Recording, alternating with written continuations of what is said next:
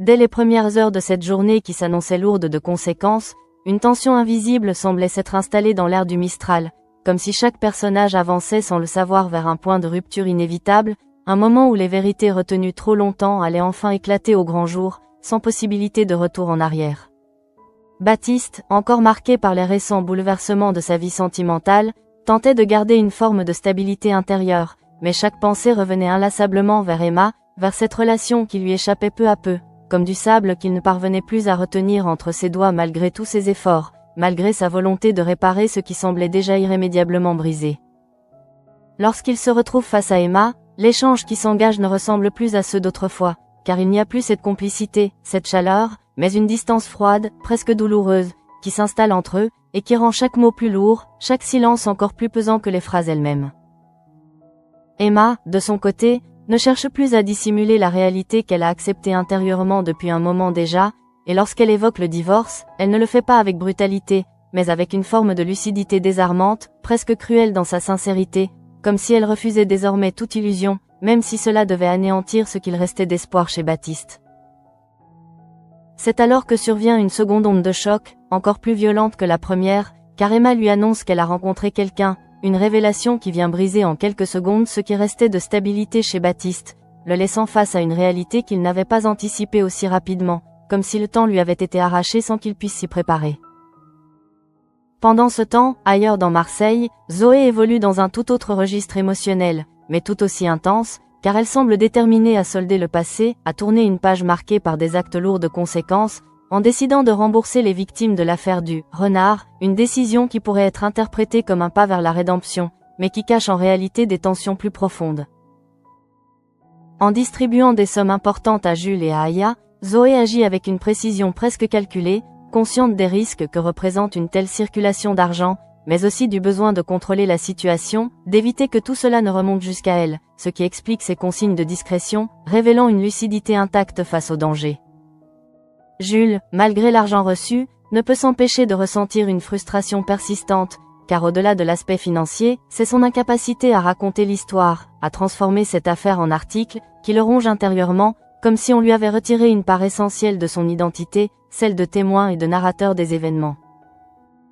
À mesure que Zoé tente de réparer les dégâts, une autre dynamique se met en place, plus trouble, plus insidieuse, car Louis commence à s'interroger sur l'origine de cet argent, sur les choix récents de Zoé, et surtout sur la possibilité qu'elle soit en train de replonger dans un univers qu'ils connaissent tous les deux trop bien. Le simple fait qu'il évoque Romain le Duc, actuellement recherché, n'est pas anodin, car cela agit comme un signal d'alarme, une manière indirecte de rappeler à Zoé les dangers qui entourent ce type d'activité, et de mesurer jusqu'où elle est prête à aller pour combler ce vide qu'elle semble ressentir de plus en plus intensément.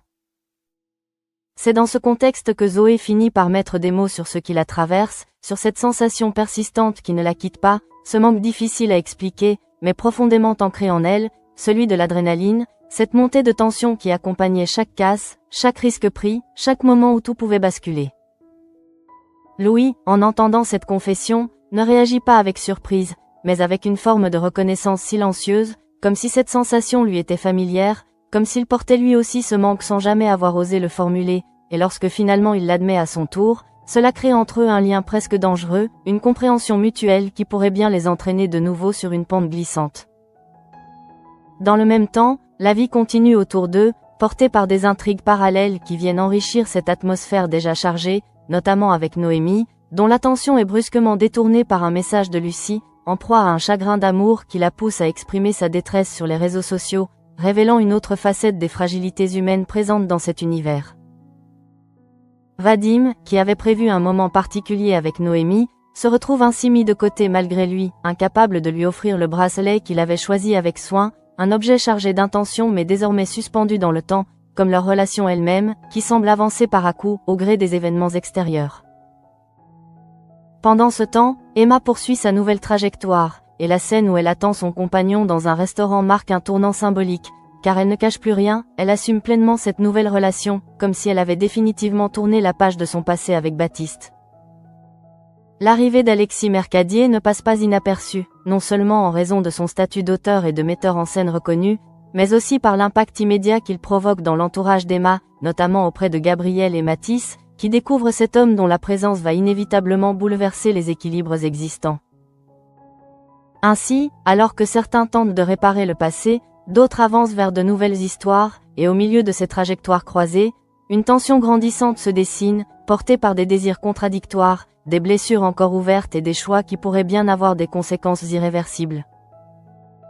Dans le même temps, alors que les trajectoires individuelles semblent suivre des directions opposées, une tension plus diffuse s'installe dans les relations, comme si chaque décision prise par les uns venait résonner, parfois violemment, dans la vie des autres, créant un enchevêtrement d'émotions difficiles à démêler.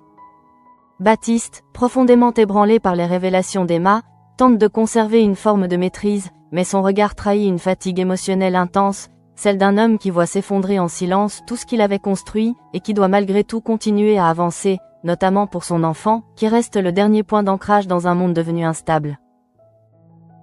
Autour de lui, les proches perçoivent cette fragilité grandissante, et Luna, consciente de l'importance de préserver un équilibre, tente de lui faire comprendre que la soirée à venir sera une épreuve à surmonter, non seulement pour lui-même, mais aussi pour l'image qu'il renvoie, pour ce rôle de père qu'il ne peut pas abandonner malgré la douleur.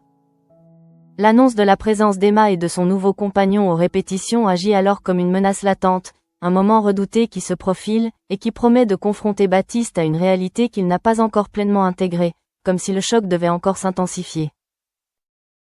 Pendant ce temps, Emma semble évoluer dans une dynamique totalement différente, portée par une énergie nouvelle, presque libératrice, qui contraste fortement avec l'état de Baptiste, comme si elle avait déjà franchi un cap émotionnel que lui refuse encore d'accepter.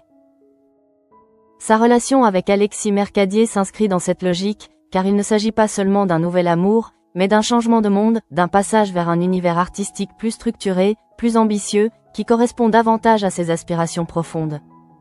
Lorsque Gabriel évoque la venue prochaine d'Alexis au pavillon des fleurs, l'information circule rapidement, créant une attente mêlée de curiosité et d'appréhension, car chacun comprend que cette rencontre ne sera pas anodine, qu'elle va révéler des tensions jusque-là contenues. Parallèlement, une autre intrigue se développe dans l'ombre, portée par Vanessa Kepler, dont les intentions restent volontairement ambiguës, mais dont les actes témoignent d'une stratégie bien définie, tournée vers l'intérêt personnel plutôt que vers une quelconque justice. En récupérant l'argent volé via le bureau de Colbert, Vanessa ne manifeste aucune volonté de restitution, bien au contraire, elle envisage de conserver cette somme, révélant une logique opportuniste qui s'inscrit dans son caractère, celui d'une femme habituée à manipuler les situations à son avantage. Sa conversation avec Ulysse, sur une terrasse apparemment anodine, prend alors une dimension plus inquiétante, car derrière les mots mesurés se cache une décision lourde de conséquences, qui pourrait à tout moment attirer l'attention des autorités si elle venait à être découverte. Dans un registre différent, mais tout aussi révélateur des tensions sous-jacentes, Vadim se retrouve confronté à une situation frustrante, incapable de concrétiser un geste symbolique envers Noémie, dont l'attention est accaparée par la détresse de Lucie. Le bracelet qu'il n'a pas pu offrir devient alors le symbole d'un décalage, d'un moment manqué qui reflète l'incertitude de leur relation, comme si le timing ne cessait de jouer contre lui, retardant sans cesse l'évolution de leurs sentiments. Noémie, de son côté, agit avec spontanéité en rejoignant Lucie, privilégiant l'urgence émotionnelle à toute autre considération, ce qui souligne une fois de plus la complexité des liens affectifs dans cet univers, où les priorités changent au gré des crises personnelles. Mais c'est du côté de Zoé et Louis que la tension atteint un niveau particulièrement préoccupant, car leur échange dépasse le simple constat d'un manque, pour s'approcher dangereusement d'une tentation de replonger dans des activités qu'ils savent pourtant risquées. Le fait que Louis insiste sur l'origine de l'argent et sur les choix récents de Zoé n'est pas seulement une mise en garde, mais une tentative de comprendre jusqu'où elle est prête à aller, et surtout s'il doit lui-même se positionner dans cette dynamique. Lorsque Zoé exprime clairement ce vide laissé par l'absence d'adrénaline, elle ne parle pas seulement d'une sensation, mais d'un besoin presque vital, comme si le calme apparent de sa vie actuelle était devenu insupportable, trop éloigné de ce qu'elle a connu auparavant. Louis, en miroir, reconnaît cette même faille en lui, ce qui crée une forme de complicité dangereuse, car au lieu de se freiner mutuellement, il semble au contraire valider ce ressenti, ouvrant la porte à une possible rechute. Cette reconnaissance partagée agit comme un point de bascule, un moment où le passé cesse d'être un souvenir pour redevenir une possibilité concrète, une option qui, malgré les risques, exerce une attraction difficile à ignorer. Dans le même temps, les préparatifs des répétitions avancent, et l'arrivée d'Alexis dans cet environnement marque une intrusion symbolique, celle d'un élément extérieur venant perturber un équilibre déjà fragile, notamment pour Baptiste. Alexis, avec son assurance et son regard professionnel, ne se contente pas d'observer, il intervient, propose, critique, ce qui crée immédiatement une tension avec ceux qui travaillent déjà sur le projet, en particulier Luna, dont le rôle se voit indirectement remis en question. Ce qui aurait pu rester une simple divergence artistique se transforme progressivement en conflit plus personnel, car l'intervention d'Alexis n'est pas neutre, elle s'inscrit dans un contexte émotionnel chargé, où chaque remarque peut être perçue comme une attaque.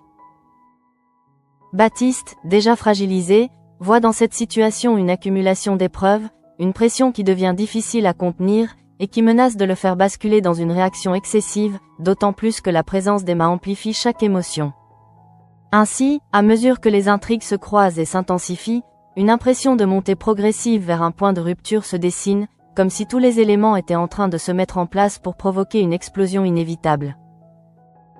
À ce moment-là, l'atmosphère des répétitions devient progressivement irrespirable, comme si l'espace lui-même se refermait sur ceux qui s'y trouvent, piégeant les émotions dans un huis clos où chaque geste, chaque regard, chaque parole prend une intensité disproportionnée, amplifiée par les tensions déjà accumulées au fil de la journée. Baptiste, présent physiquement mais intérieurement ailleurs, lutte pour rester concentré sur le travail, mais la présence d'Emma agit comme une perturbation constante, une présence silencieuse qui ravive en lui des souvenirs encore trop proches, trop douloureux pour être ignorés, et qui rendent chaque seconde plus difficile à supporter. Lorsqu'Alexis commence à intervenir dans la mise en scène, son attitude professionnelle, pourtant légitime dans un autre contexte, est perçue ici comme une intrusion, une prise de contrôle progressive qui vient bousculer l'équilibre fragile du groupe, et surtout la place de ceux qui s'étaient investis dans le projet depuis le début. Luna, bien couverte à la discussion, ressent rapidement cette remise en question implicite de son travail, et tente de maintenir une certaine diplomatie, consciente que la situation pourrait dégénérer si les égos venaient à s'affronter frontalement, ce qui semble de plus en plus probable à mesure que les échanges se tendent. Mais pour Baptiste, la situation dépasse largement le cadre artistique, car chaque parole d'Alexis, chaque regard échangé avec Emma, agit comme un rappel brutal de la réalité, celle d'un homme remplacé, relégué au second plan dans la vie de celle qu'il aime encore, malgré tout ce qu'il essaie de se convaincre. Ce mélange de frustration, de jalousie et de douleur finit par atteindre un point critique, et lorsque la tension devient trop forte, Baptiste perd le contrôle, laissant éclater une colère qu'il ne parvient plus à contenir, une réaction qui surprend autant qu'elle inquiète ceux qui assistent à la scène.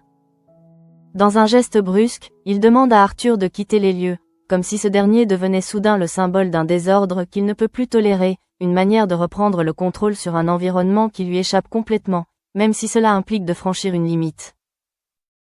Ce moment marque une rupture visible, un instant où la souffrance intérieure de Baptiste devient tangible, exposée aux yeux de tous, sans filtre, sans protection, révélant à quel point les événements récents l'ont fragilisé, bien au-delà de ce qu'il laissait paraître jusque-là.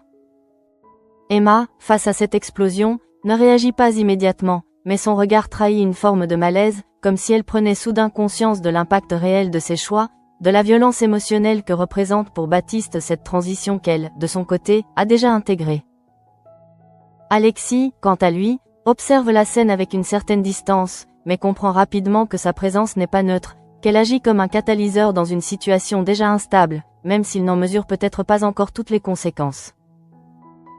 Pendant ce temps, ailleurs, Zoé et Louis poursuivent leur échange, et ce qui n'était au départ qu'une confession devient peu à peu une réflexion plus concrète, presque stratégique, sur ce que pourrait être un retour à leurs anciennes activités, comme si l'idée, une fois formulée, ne pouvait plus être totalement ignorée.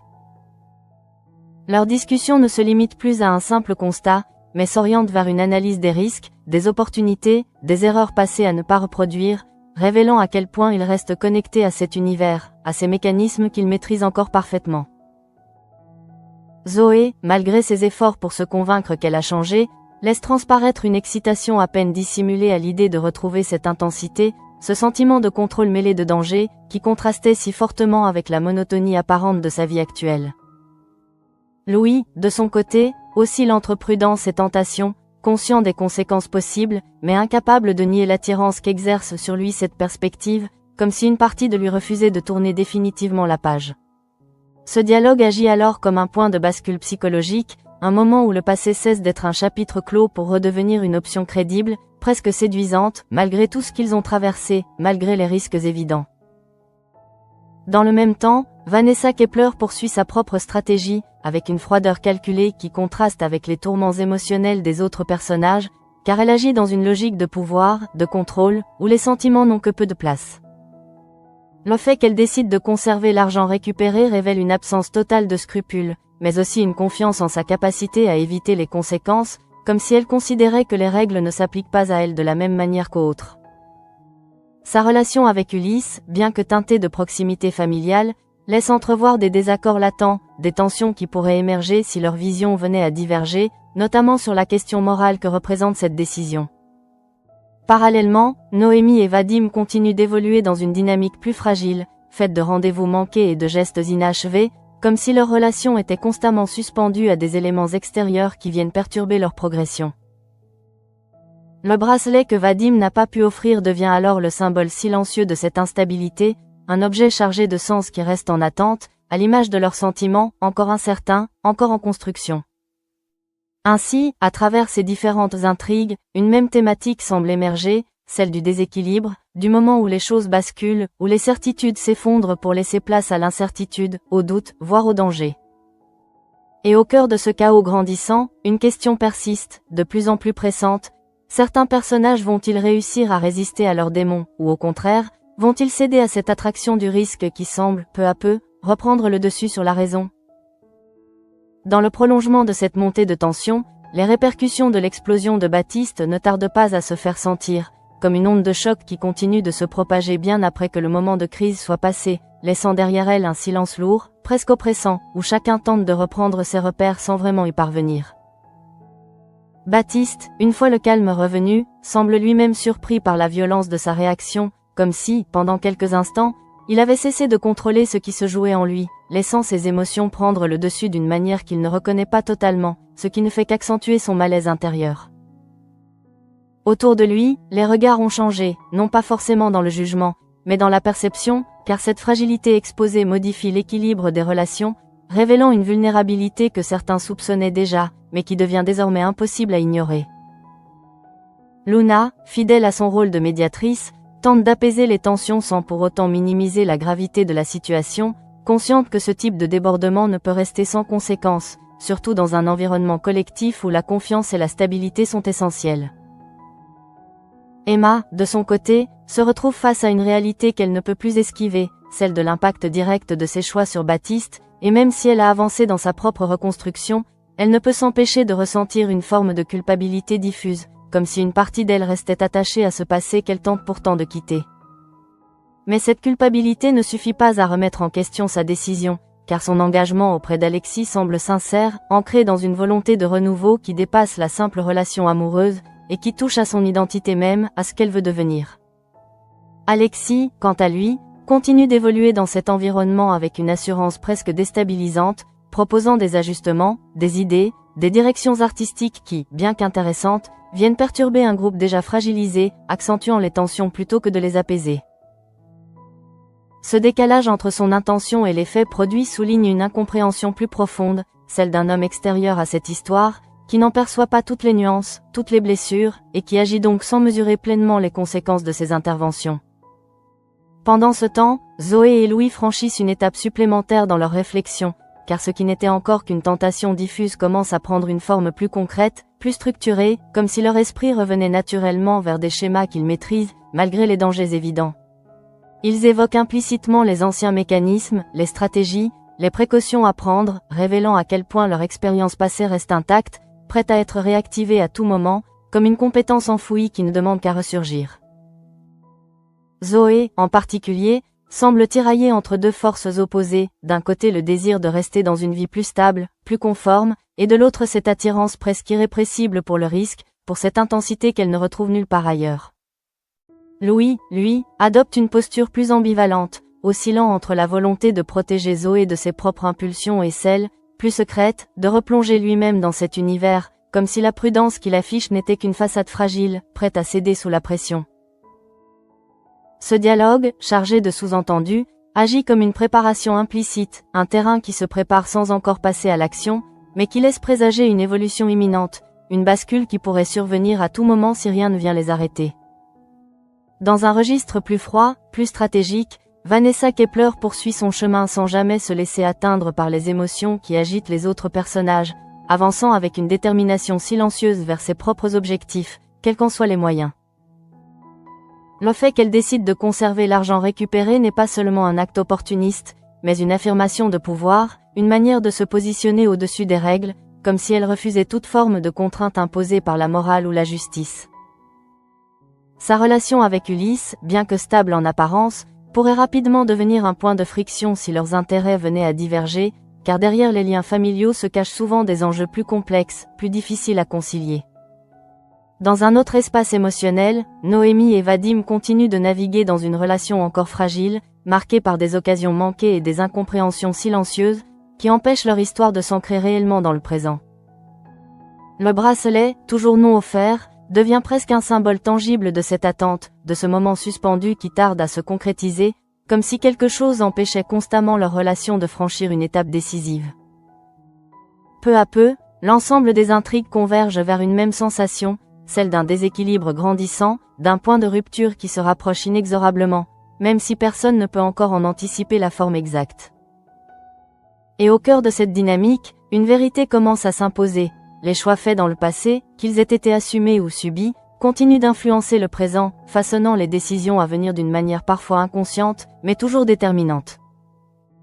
À mesure que la journée touche à sa fin, une impression persistante s'installe, celle d'un équilibre fragile qui ne tient plus qu'à un fil, comme si chacun des personnages avançait désormais sur une ligne invisible, prêt à basculer à la moindre secousse supplémentaire, incapable de revenir en arrière, mais sans réelle certitude sur ce qui les attend.